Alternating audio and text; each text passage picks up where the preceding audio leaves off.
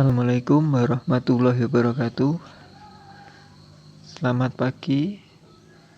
Kita bertemu kembali ya di pembelajaran daringnya di Mapel Administrasi Pajak.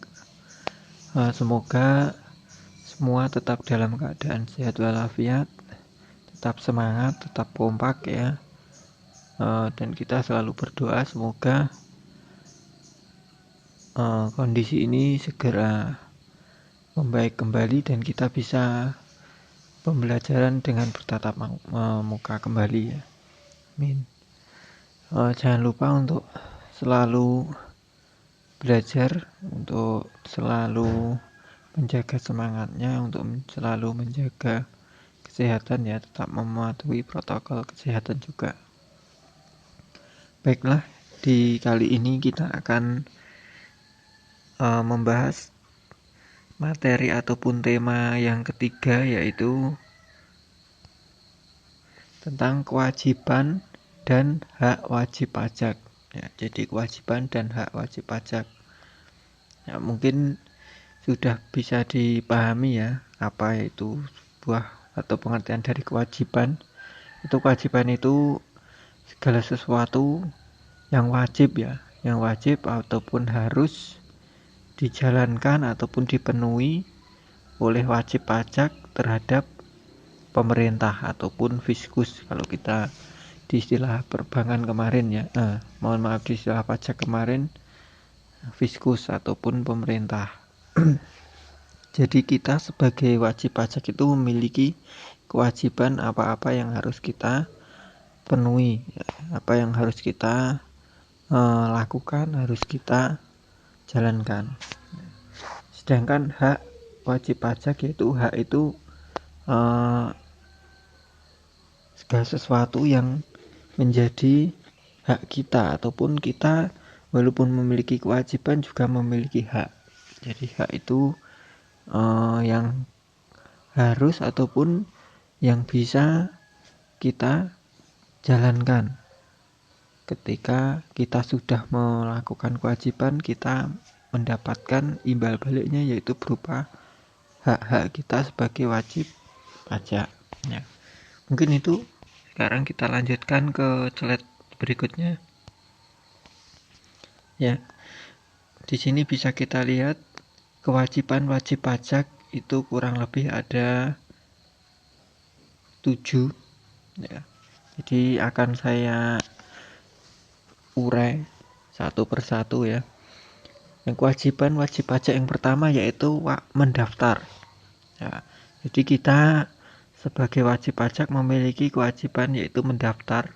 Mendaftar sebagai apa? Yaitu mendaftar sebagai wajib pajak.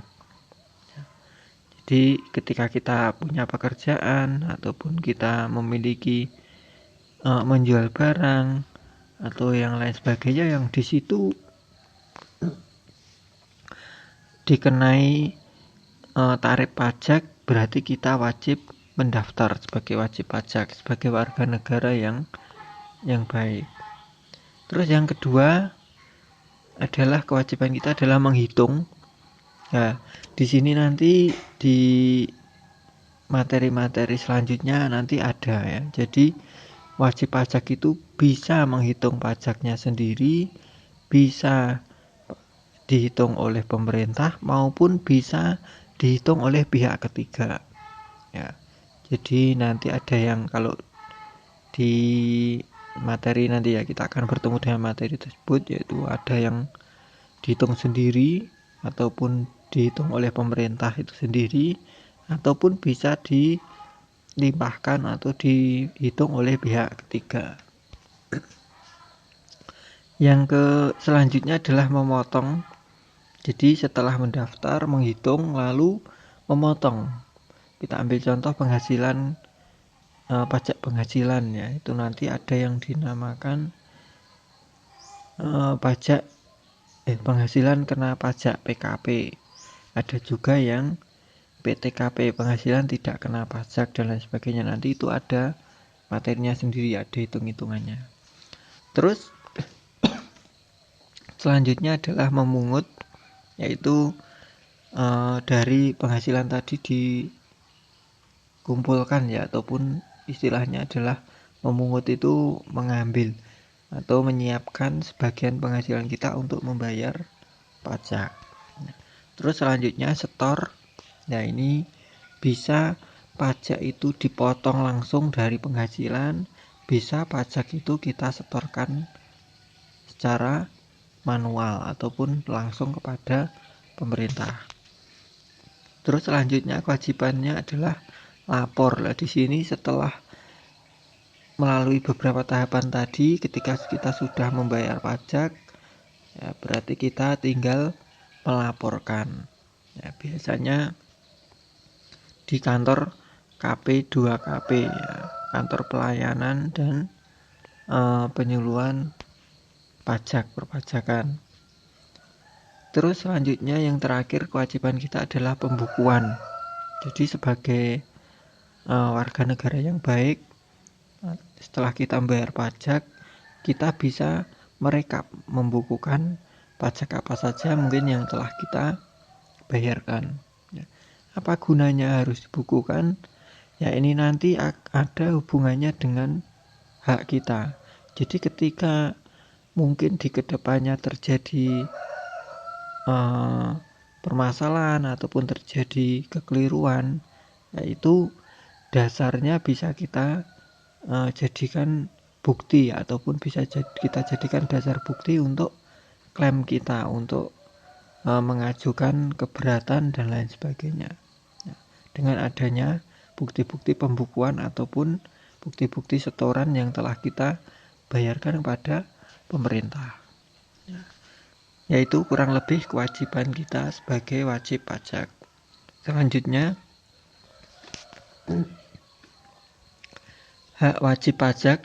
Ya, tadi setelah memenuhi kewajiban, kita memiliki hak, ya, atau mempunyai hak yang mungkin bisa kita peroleh dari pemerintah. Hak yang pertama adalah mencabut pendaftaran. Ya, mungkin ketika kita sudah tidak produktif lagi ataupun kita sudah tidak masuk dalam kategori dipungut pajaknya di salah satu jenisnya, ya, kita bisa mencabut pendaftaran kita ataupun mencabut keanggotaan wajib pajak. Nah, terus menunda penyampaian SPT. SPT itu surat pemberitahuan. Terus selanjutnya adalah membetulkan SPT. Nah, biasanya ini di kantor pelayanan pajak. Kita bisa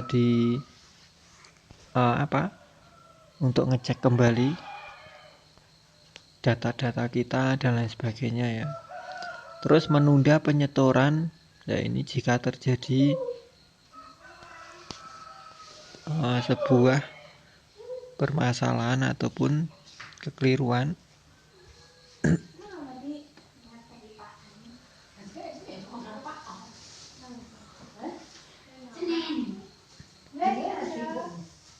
Mengajukan restitusi.